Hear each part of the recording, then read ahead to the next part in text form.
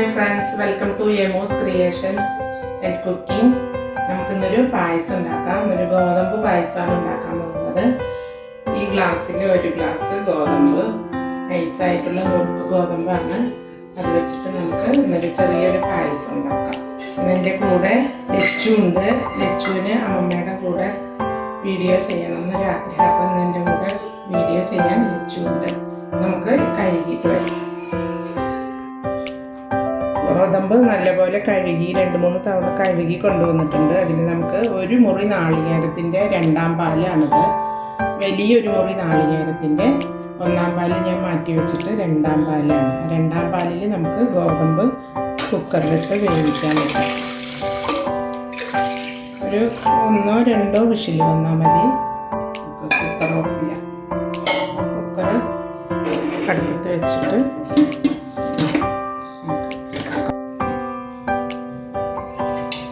3 വിഷിലടിച്ചു. Cooker off ചെയ്തിട്ട് ഞാൻ അടപ്പ് തുറന്ന് നോക്കുമ്പോൾ ആവശ്യത്തിന് വെന്തിട്ടുണ്ട്. ഇങ്ങനെ ആയിട്ടുണ്ട്. ഇനി നമുക്ക് കുറച്ച് വെള്ളം വെച്ചിട്ട് ശർക്കര ഉരുക്കാൻ വയ്ക്കാം. ഇനി കല്ലുണ്ടാവും ചിലപ്പോൾ ശർക്കരയിൽ. അപ്പോൾ അതുകാരണം നമ്മൾ ഉരുക്കി ഒഴിക്കുന്നതാണ് സേഫ്.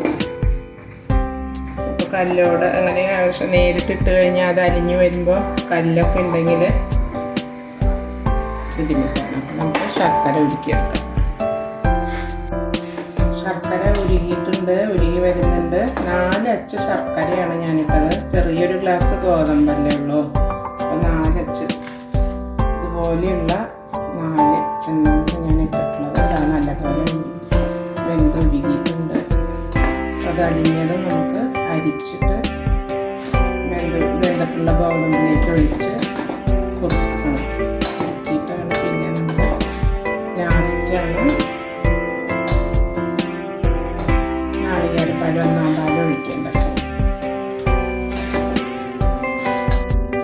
ശർക്കര മുഴുവനായും ഉരുകി അരിഞ്ഞ് ചേർത്തിട്ടുണ്ട്. ഇനി നമുക്ക് അരിച്ചിട്ട് ഒഴിച്ചു കൊടുക്കാം.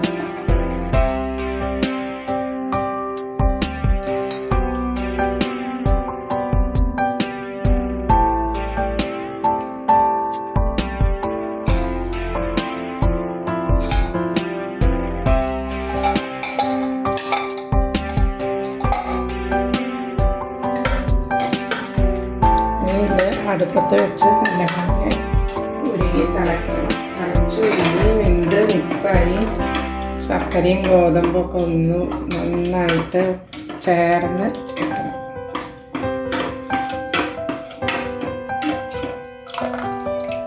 പാകത്തിനായിട്ടുണ്ട്. ഇപ്പം ഈ നല്ലപോലെ വെന്ത് മിക്സായി രണ്ടും കൂടി യോജിച്ച് ചേർന്ന് വരട്ടെ. അതുവരെ ഒന്ന് തിളക്കട്ടെ.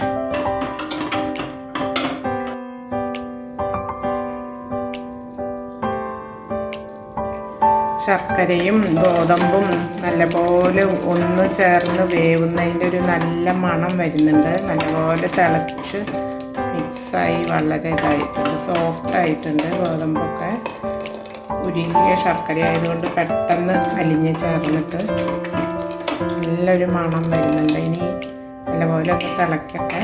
ആ നേരം കൊണ്ട് നമുക്ക് മുന്തിരി അണ്ടിപ്പരിപ്പൊക്കെ വറുത്തെടുക്കാം. ചട്ടി ചൂടായി ഒരു ടീസ്പൂൺ നെയ്യ് വെച്ച് കുറച്ച് കിസ്മിസും കാഷ്യൂനട്ടും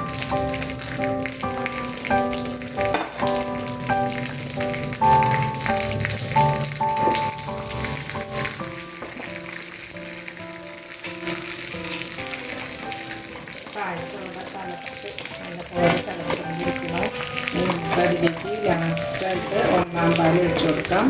ഏലക്ക പൊടിച്ചതും ചേർക്കണം. 1ാം പാല് ഒരു കപ്പ്, ചെറിയ കപ്പിലൊരു കപ്പ്.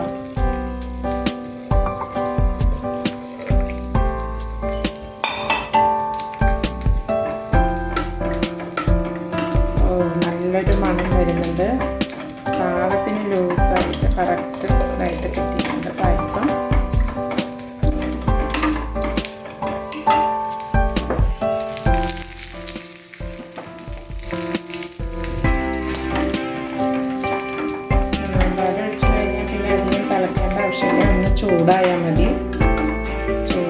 ആയിക്കോട്ടെ.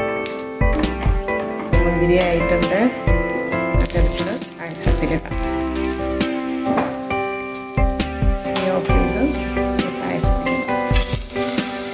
അതോടൊപ്പം തന്നെ ഏലക്ക പൊടിച്ചത്,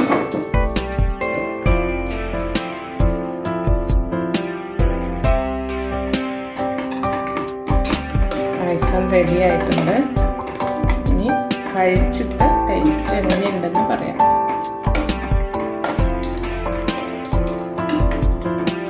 വളരെ എളുപ്പമാണ് ഈ പായസം ഉണ്ടാക്കാൻ. കുക്കറിൽ നമ്മൾ ഗോതമ്പൊന്ന് വേവിക്കുന്ന ഒരു താമസമേ ഉള്ളൂ. പിന്നെ തേങ്ങാപ്പാൽ എടുത്ത് വെച്ചാൽ ഈസിയായി പെട്ടെന്ന് ചെയ്യാം. 2ാം പാലിലാണ് ഞാൻ ഗോതമ്പ് വേവിച്ചത്. വെള്ളം എക്സ്ട്രാ ആഡ് ചെയ്തിട്ടേ ഇല്ല. വളരെ നല്ല മണമാണ് വരുന്നത്. ഇനി കഴിച്ചു നോക്കാം. പായസം സൂപ്പറായിട്ടുണ്ട്. ഇനി നമുക്ക് സെർവ് ചെയ്യാം.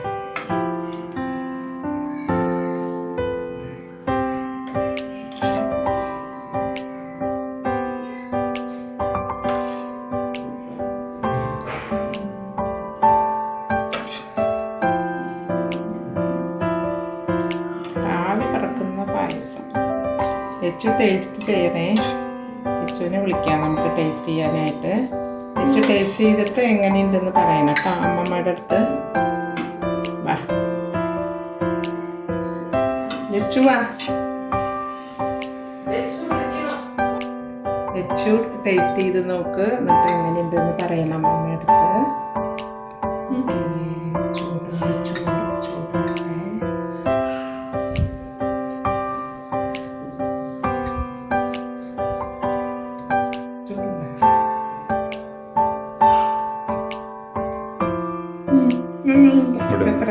നല്ലോണം കുടിച്ചിട്ട് പറഞ്ഞാലേ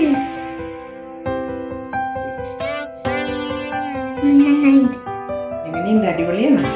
ഇഷ്ടായ? ചൂടി കുടിച്ചു.